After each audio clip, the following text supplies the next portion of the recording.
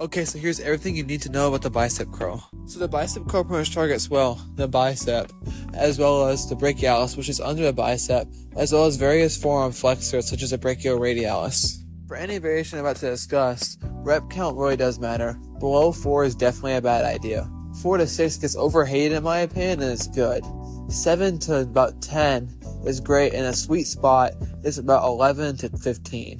And about 15 to 20 it decreases, and 20 plus it gets questionable. And once you really get to 30 and 35, at that point it becomes cardio. Before we get started, the long head pretty much contributes to the peak of the bicep, while the short head contributes to more bicep thickness. When it comes to the standard barbell and easy bar curl, it's actually really simple. So what you want to do is load up your weight, and then grab with shoulder width grip. Then you want to focus on squeezing the biceps throughout the rep, as well as you control the eccentric / negative. Not to mention, if you want to focus on the long head a little bit more, you can take a slightly wider than shoulder width grip. As well as a side note, the barbell versus easy bar doesn't really matter. It more just matters how your wrist feels throughout the whole thing. So if one feels better on your wrist than the other, then by all means go for it. When it comes to a standard standing dumbbell curl, it's actually also simple.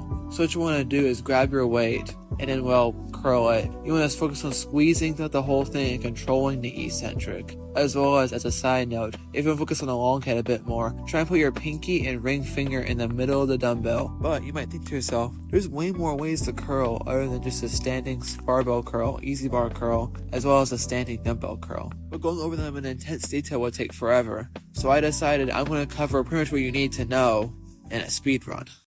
3, 2, 1, go! First up is an incline curl. So what you want to do is get a bench, put it on 40 or 50 degrees, sit down and put your arms to your side to where they're behind your shoulders, and then curl. You can either twist your hand on the way up, or you can do the even harder variation where you keep your hands straight. This one's especially good at targeting the long head. Then you have the cable curl, which is really simple. You want to get a cable, put on the lowest or second lowest setting, and then begin curling, as well as be sure to control the eccentric and squeeze your bicep throughout the rep. Then you have the often scary preacher curl. Pretty much you want to get a 45 angle degree surface, put your arms over it, and begin curling with either a dumbbell, barbell, or easy bar. Be sure to go light your first time, as we all know those videos where people get their bicep torn on these. Then there's a Bayesian cable curl. So pretty much what you want to do is get a cable, put it on the lowest setting, grab it with one hand, take 2 steps out, and begin curling. By the way, this one's really good at targeting the long head also. Then there's a concentration curl. So pretty much what you want to do is sit down, put your arm between your legs, and then begin curling. Then there's a spider curl, where you pretty much get a bench, put it on about 45 to 65 degrees, and then lay down on it, and then put your hands over the bench and begin curling. And then there's a hammer curl, which can be done either sitting down or standing up. First what you want to do is get a dumbbell and curl with your wrists supinated, i.e. with your thumbs facing upward. This one's really good at targeting your forearm. And then there's Zottman curl, so you pretty much curl with your wrists facing upward, and then you reverse curl the weight downward.